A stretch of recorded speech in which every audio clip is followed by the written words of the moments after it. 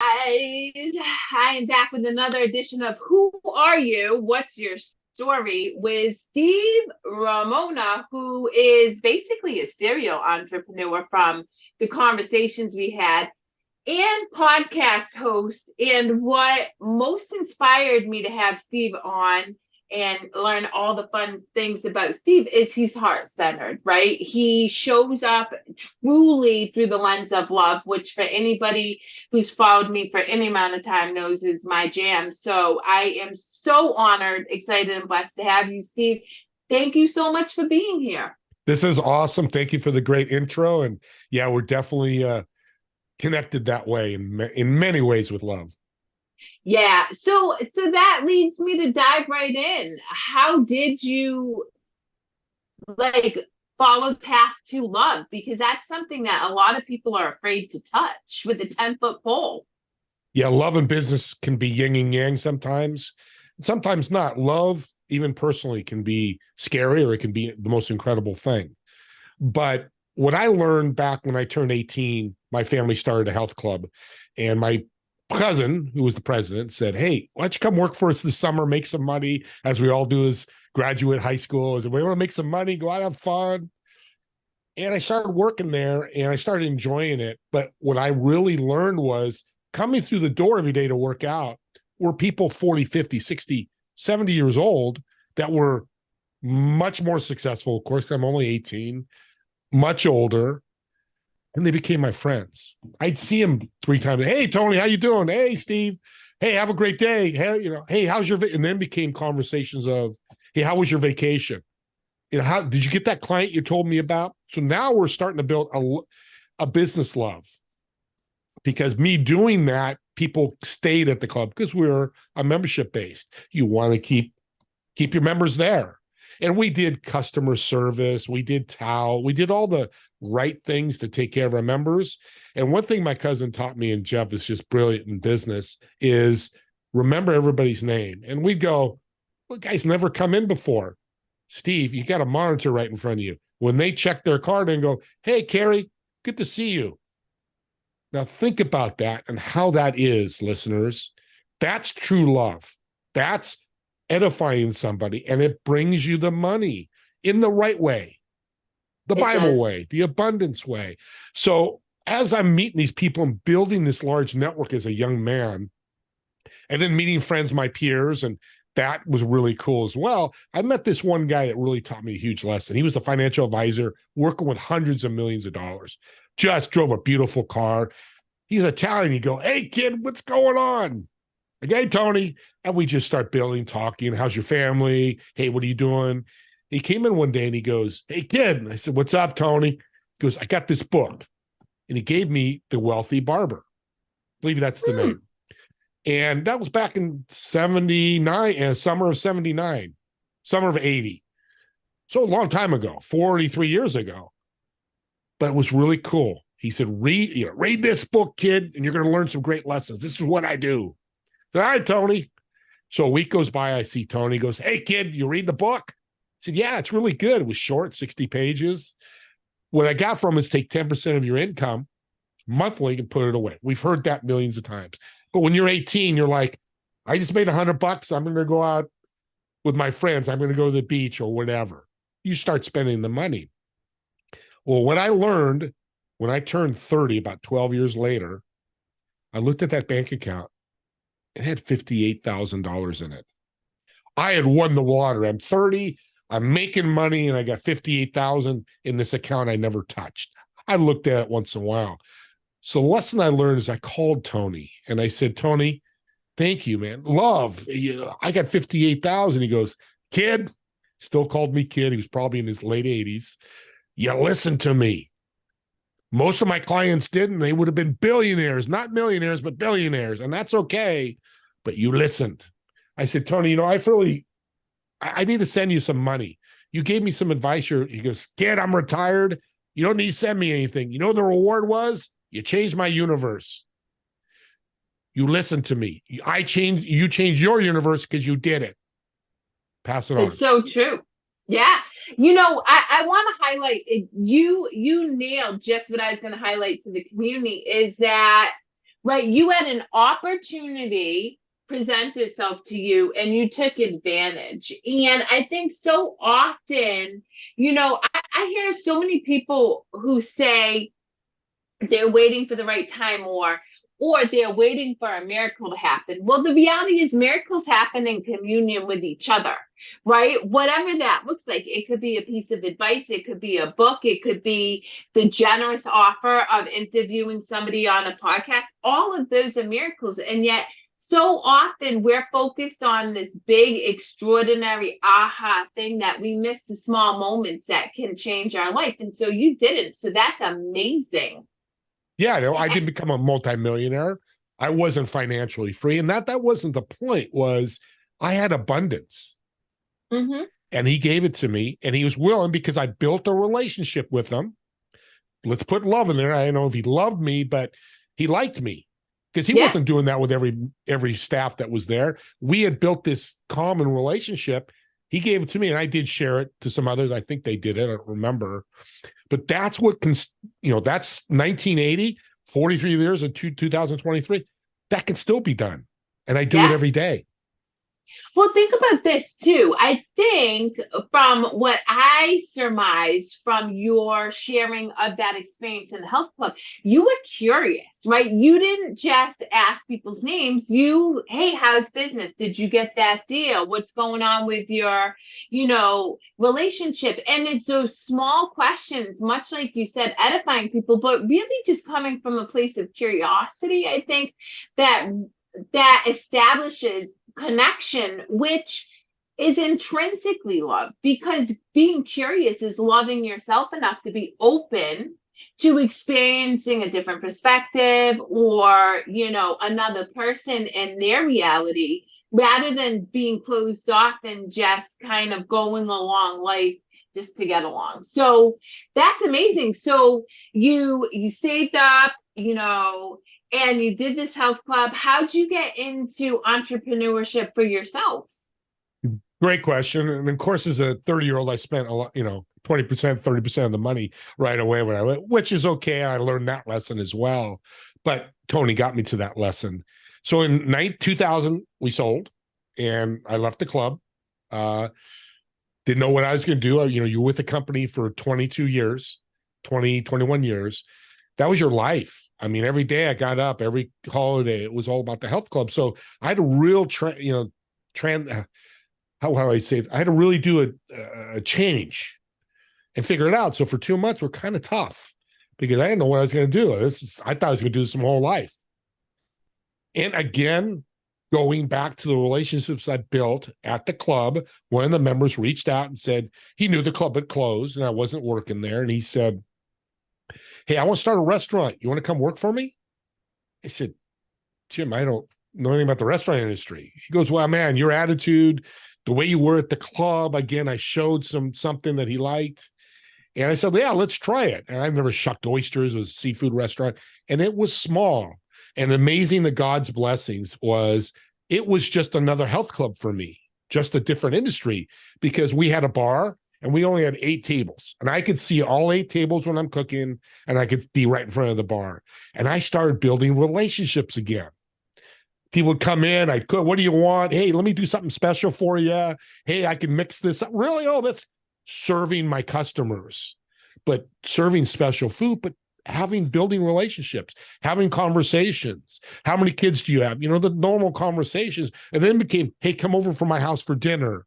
Hey, I can't wait to see you Friday night. Hey, I'll save you all these things. Again, love, building that relationship.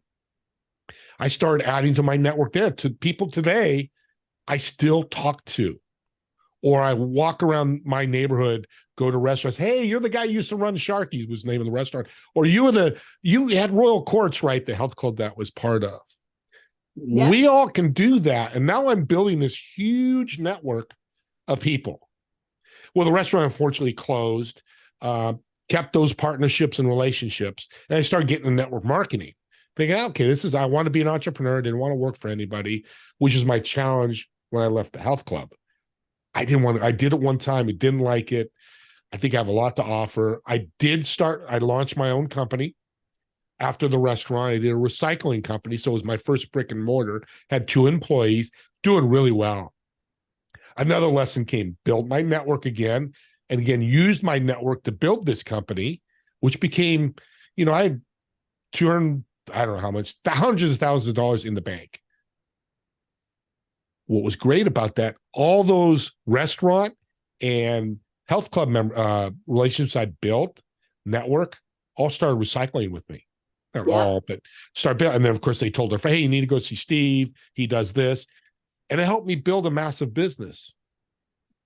Now that ends. And then I learned another lesson. Stop paying me. I was working with the government. It was challenging. And I had to close the business in 2013. Again, another obstacle that the man upstairs puts in you and go, I don't want to do it. What about my employees? My cousin and my dad would go, they'll be fine. You can't keep doing this and not pay them. Let's think of the future, and you don't have enough money to pay them. Now they're really in trouble because they're trying to work, trying to support their family, and I can't pay them. Yeah. I love that you realize that, because so often we're afraid to have the tough conversation or make the tough choice. When we think about, we're showing up through the lens of caring for the other person, when really it's fear. And as a result, we hold on too tightly instead of releasing, creating resistance, which keeps those people from experiencing what their next opportunity or lesson is. And so I love that you recognize that you've had to close and let these employees go. But I want to highlight that in doing so, you opened up opportunities that you wouldn't have otherwise done so for them holding on too tightly. And I add to that, having a village, I call it, or a support group. My dad and my cousin. I wouldn't, being an owners, we have to have that support group, whether it's outside our influence, in or whatever you find it, because I didn't know what to do. Money was diminishing, bank account was going away, things weren't happening, jobs didn't come, and I was freaking out. But sitting down with them and making me look at it differently, it's an opportunity to do something else. You're absolutely right. I kind of wish you were my coach back then, because I would have been much better closing this thing out. But it was a blessing. And as people closing businesses every day, sometimes it's a door opening for something else, like you said.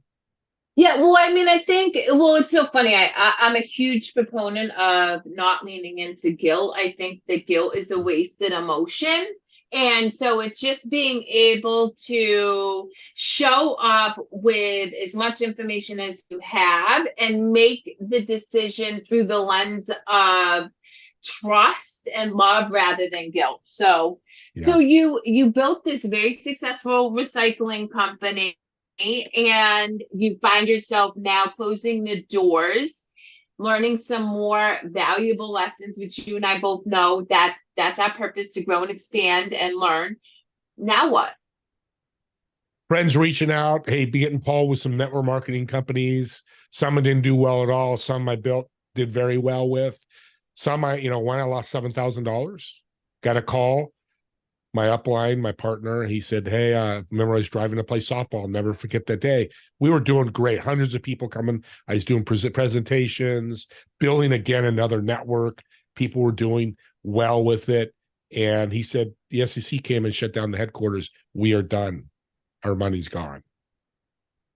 Oof. Another obstacle. It's like, oh my gosh, that's a lot of money. Perspective was a lot of money for me. But then I was thinking about all those other people. Guilt. I love that you talked about guilt. It wasn't my fault what happened, so I can't have guilt. I could just be there as a resource and serve them, and somehow. And I did help some people. Some people did get some money back through the SEC and I helped them with that. And again, that lesson is, even in a downtime, and you're the top of the leader of that, you need to mentor and still help and serve. Because I called God currency. You start building that up, great things will eventually happen. But more importantly, something that I've learned myself is, when I am navigating a challenging time, the more I give of myself to others, the less my obstacle feels insurmountable. Even if, nothing has changed, I'm still facing the business closing unexpectedly, but just being able to show up through the lens of how can I support somebody else during their challenge really helps me feel like whatever it is I'm experiencing, I'll be able to get through. And so I imagine that's the same way for you. Yep. The other thing is to look on the other side of the lens and looking at the people. They could care less I'm closing my business. I mean, to be a little flat honest, that's my issue. That's my challenge, my obstacle. To put that on others is, except for support, hey, can you help me? And again, going back, building that network of trust, building relationships, and keep, if I had treated my cousin bad all those years at the health club, he wouldn't have been my advisor in this. Yeah. We keep going back to that because that is the key. Now, some people shouldn't be in your inner circle or your circle, whatever you want to call it. And that's okay. I just removed some people myself in the last few years. And it's been a great thing. It's great for them as well. There wasn't a connection here. We weren't getting things done. It's not only me, but it's them. So your network has to be managed. And it changes. It does. Yes. You nailed on something that I talk a lot about. And we talked about it earlier, is we hold so tightly to what it is we know, but what we fail to recognize is that we are preventing, whether you believe in God or just energy or momentum, I don't care how you show up and experience life, but you're preventing the next opportunity to come. And sometimes that thing you're holding too tightly is a relationship. And it doesn't mean that you can't be grateful for what it brought to you. It doesn't mean that it didn't serve its purpose, but it does mean that at this point in time, that no longer serves the need of one or two of the individuals, and you got to cut ties. And I think that if more people did that more often, we'd see less of the struggle and turmoil that we do within relationship dynamics and businesses, because people would know that, their time has come. So I agree with you wholeheartedly. I love it. So well said. And The Daily Stoic is a book I read with my best friends. Yeah, we talked about that. We just mentioned about death. We have a number of death in our lives. For me, it was leaving the health club, then leaving the restaurant, and then starting a business. Those are 3 deaths. But how do you resurrect yourself? Who do you bring in to help you resurrect yourself? Because it's going to happen, and eventually, the real death comes. You're going to handle it much better. But that's what happens. It's how you come back from that. And it's how you treat people with respect and value. Yes. And I learned this about a month ago. When you're in an argument, start edifying them. Start bringing them value. You're in an argument. Oh no, it's what's an argument? There's not a war in Israel.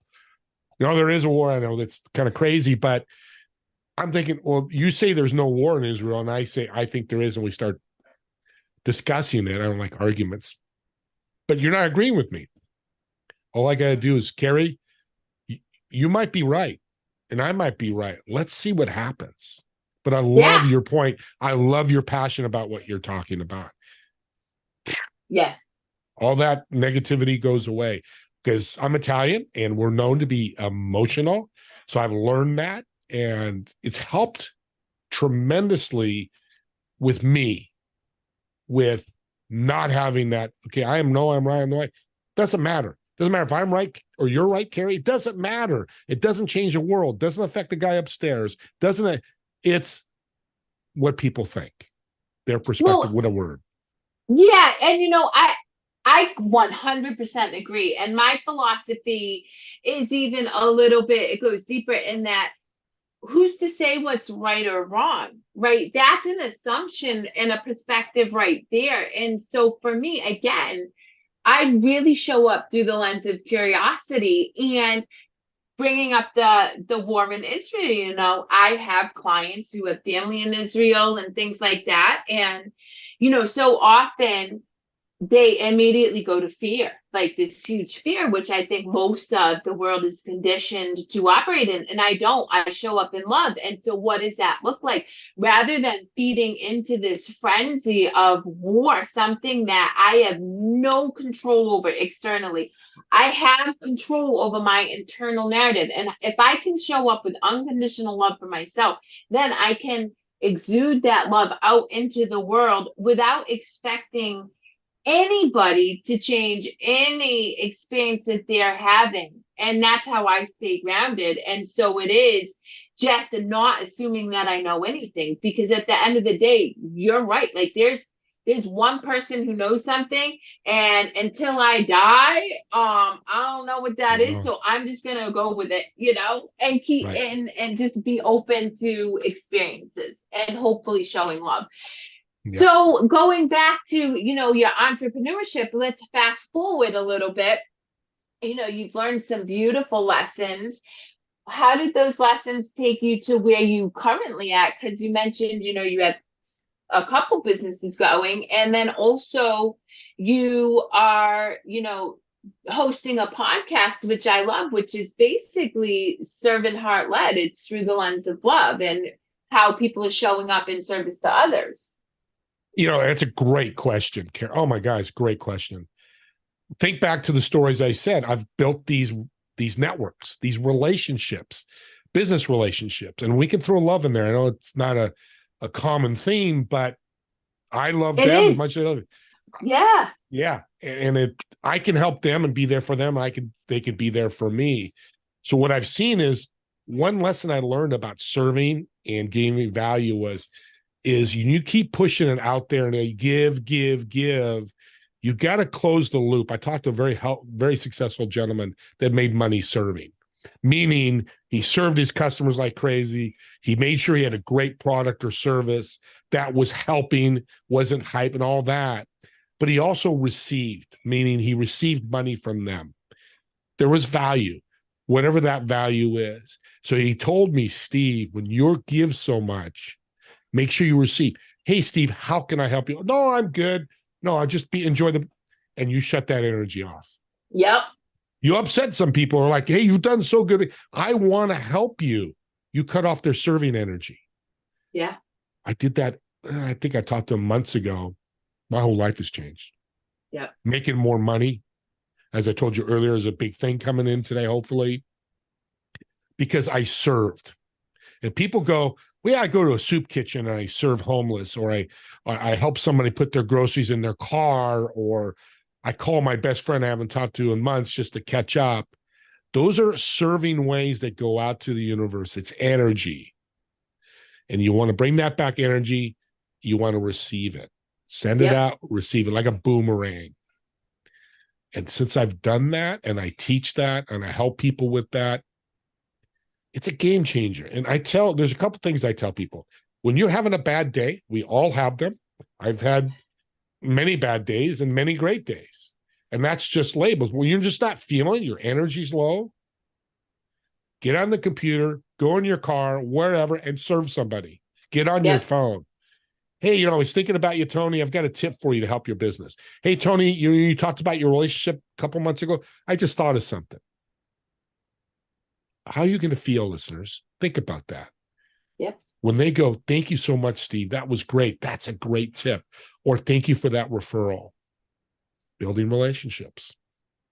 It's interesting. I was talking to a gentleman yesterday who said to me, I know that you're thoughtful because you think of me and send me things. And I am a very thoughtful person. So, much to your point, if I am finding myself in moments of anxiety or struggling with something, I immediately shift into, I'm going to send love out into the world. I don't know to whom, but I just let that person come to my heart and I send out love. And this person was like, I wish I was more thoughtful like you. And I said, you can be. Do you know how? Hang up the phone with me and go reach out to somebody. And it is as easy as that. I think too often we get caught in our thinking mind where it's like, oh, I have this tip for this guy about his relationship that we talked about 2 months ago, but if I call him now, he's gonna think I'm weird. Whereas you don't go there and I don't either. And that's what I would encourage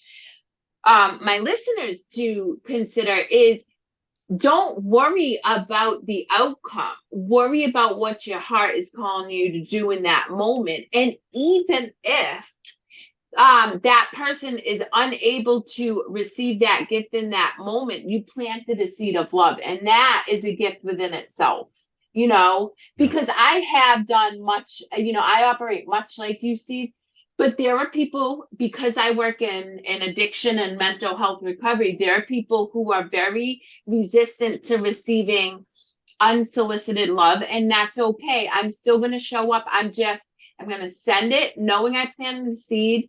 And if they can't receive it right now, that's okay. I still did my part, and I'm not going to worry about how that lands. Well said. That's why I love being on this show. It's simple, but it's not simple. I mean, we hear Yeah. that with a lot of things. Here's something for your listeners to do, because I believe this is a skill and a Yes. habit. You need to practice. We practice it every day. I just practice it on this podcast. I just wrote down a name to refer to you that you need to connect with. So Love it. first thing is, in your head, you have to think every person that you run into bring value, a law of increase, because law of reciprocity will happen, that boomerang. So I want your listeners to do this and reach back out to Carrie and follow up with her. On Monday, start your first day. Every single person you run into virtually and in person, bring them value. You've got a great, beautiful child there. You've got a great jacket. Let me help you with your groceries. Here's a tip for your business. Here's a referral. Doesn't matter what it is, but something that when you talk to Carrie, you're meeting today, that you're going to bring her value. Yeah. Doesn't always have to be money, because people go to money. Money is not always just another energy, like an edification, like a referral. Exactly. So do that on Monday. If you can write it down, write it down. Steve Ramona gave him referral. He was so excited.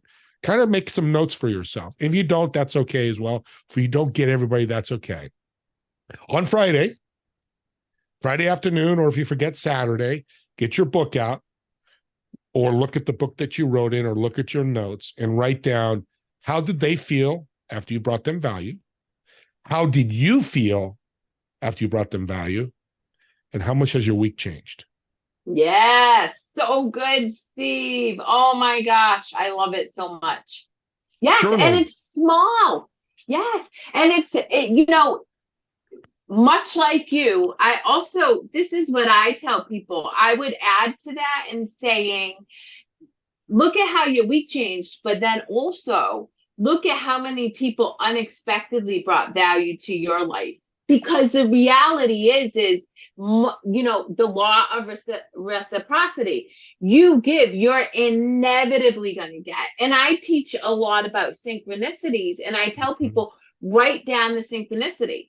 And what I mean by that is, if I say to you, Steve, I know today I'm going to see a hawk outside. Money has it, I'll see a hawk. And it's because I operate from this receiving and giving energy. And so I know that I don't know how it's going to happen, but at some point, because I believe that it will happen, and because I show up through the lens of love, it will happen. And it does. It does. And so writing down the experiences you unexpectedly got, and that will help build that habit of showing up in service to others. That's so good. Good. I love what you added to that. I just wrote down brought value. Yes. Or brought value is a good thing. And keep doing it. I mean, if you need, I mean, athletes have coaches and they practice all the time. Business coaches, you help your clients because you make them accountable. We have to practice in every skill or habit we do to either Yeah. change it or increase it. And this, I just found a way of doing this, came in my head one day. I'm like, this is really good, because this is what I do.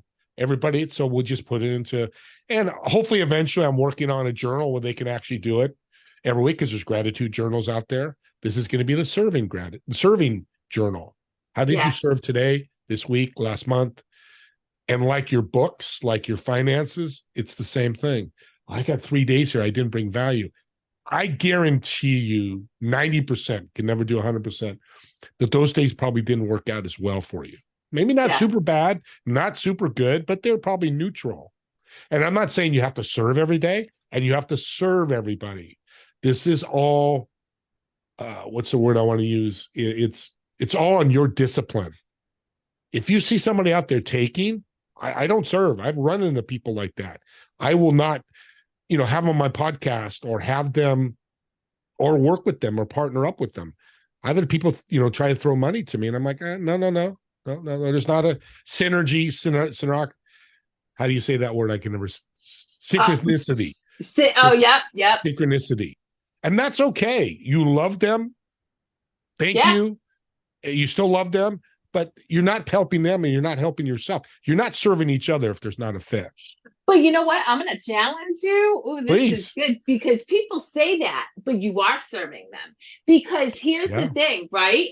Now I'm big about having tough conversations. And in fact, I'm building out a community says have the tough conversation. Mm-hmm. And so often, specifically, people like you and I who show up through the lens of love fail to recognize is sometimes showing up in love is saying, you know what, this does not fit my needs right now because I feel that, we view things differently. This is how I like to show up in the world. And that alone is servicing them. And I think that is so incredibly important to recognize that every single interaction is a communion and an opportunity to be a teacher and a student. And even if that lesson is, this isn't a good fit for me because this doesn't align with how I show up in the world, that's a pretty powerful lesson to teach somebody without them even being aware of it. So you're still in service. You are, and that's so well said. I'm going to add that to my notes. You should. It's so No, good. it's good, and I forget about that at times. So it makes it easier to say no. A lot of people say yes too many times. Or indecisiveness is a decision. Not making a decision is decision, and a lot of the times it's not good. Yeah. I had another hyper successful guy tell me about decisions. He says, you know what I do? I look at them one way, you got two roads to go. He says, I look at it, I do my research. That's all I can do. Then I pick a way. And if it's the wrong way, then I just have another decision to make to figure that out. That's all it is. It's just roadmaps. Yeah. It's not and do it all. It's not that, even those really hard decisions are the same thing. But not making the decision just doesn't help. It makes it worse and worse because you wake every day. I made a decision. How many people we talk to? I'm sure you talk to in your line of work. Yeah, I want to, get rid of this person, but no, you know what? I don't want to hurt their feelings. But every day, things keep happening. Got to make that decision. Yeah, you got to have the conversation. Well, it's so funny. I am building this community because what I recognize is even people who are very, very successful can't have the conversations. I cannot tell you how many quote unquote mentors I've had who I've reached out to for support and just left me on crickets. And my former self, the person who thought I was bad for asking for help or really unworthy, really beat myself up. And then what I come to learn is, wait a minute, that's not a me problem. It's a them problem because they don't have the skill to be able to say, Kerry, at this time, I can't do that for you, but thank you for reaching out. That to me is a really powerful statement saying no. And I'm okay with no. And so, yeah, I love that it's making a decision and being able to communicate that decision in a way that's mutually respective of both that person and yourself, because that really helps you recognize your self-worth and self-value. Well said. And crickets are indecision. Yeah. If somebody ghosts you, crickets you, whatever crickets, whatever terminology you use to show that, that's indecision.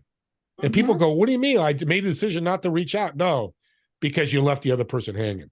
Yeah. And Filling that their to me eyes. doesn't feel good. So No. that's not of service. And that's why I have no problem looking at you and saying, Steve, I really appreciate you reaching out to me, but at this point, I can't agree to do that because it doesn't feel good for me at this moment. And sometimes it's at this moment, sometimes it's forever. But so I do want to get back on track before our time ends. So you're doing this podcast, which I started looking on YouTube and listening to some. Really, you're choosing people who are really heart centered. What is your overall goal with having this podcast? What is it you hope to achieve?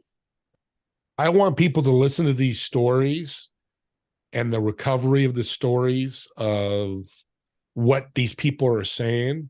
And some are everyday people, some are very hyper successful people or hyper successful family members of people, that there's always hope. Have faith, believe you're not alone. And here's the other side of it. I've never been through any of this jail that one of my guests, another that carried deaf people out of a shooting, and another guy jumped into a lake and broke his neck and is a quadriplegic. And they're all heart-centered people, even with their tragedies.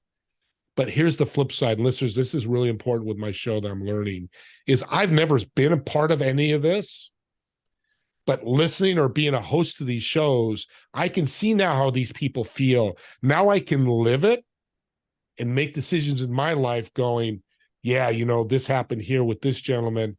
Yeah, I can't make that decision, or I got to be careful, or I got to watch out, because I've never lived it. Yeah. So living through it and listening to a podcast like yours, talking stories, mine or whoever's, listen to Carrie's podcast, but listen to it if, man, don't cut it off because I'm not quadriplegic. I'm able-bodied, but learn the lessons from this quadriplegic. He's an advocate for disabled people. Scott Fedora, say his name. Beautiful man. Lost everything, of course. You imagine his wife left him and all that, but he's still doing good.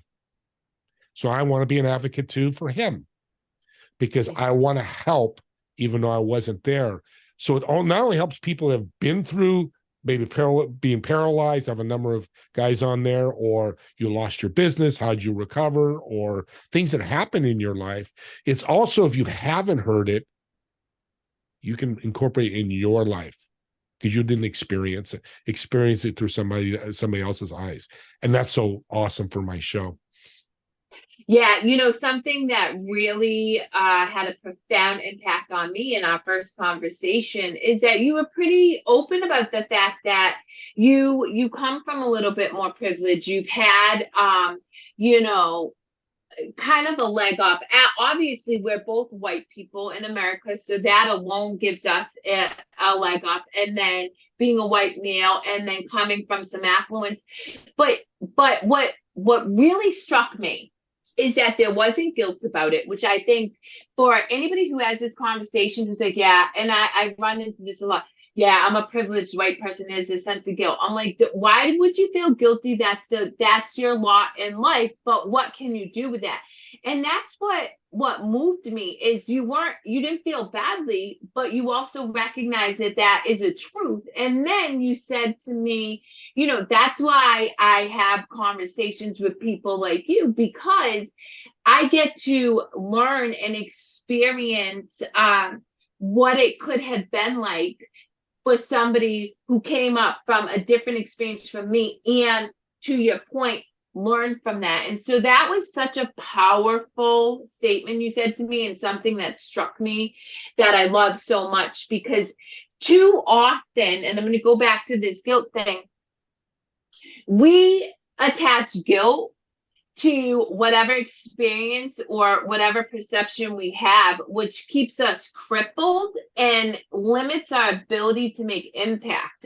But if instead of feeling guilt, we show up in service and love, then we have the ability to find solutions and come up with strategies, like you coming up with this podcast, you creating a network of people through different businesses, to then afford to actually make meaningful impact on another person's life who you would not have otherwise been able to experience had you just sat in guilt. for Yeah. being whatever it is, the experiences you have.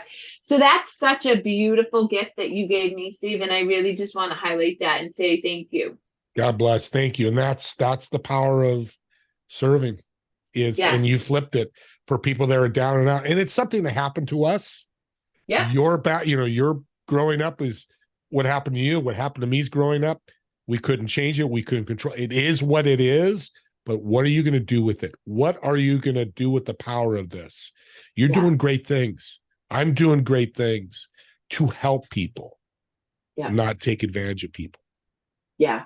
So, so beautiful. So what's next? I know you have some great opportunities that you said, hopefully will come to fruition. They will, right? Because you show up through the lens of love, and love is a higher energy than fear. So what's next for Steve Ramona and all the things?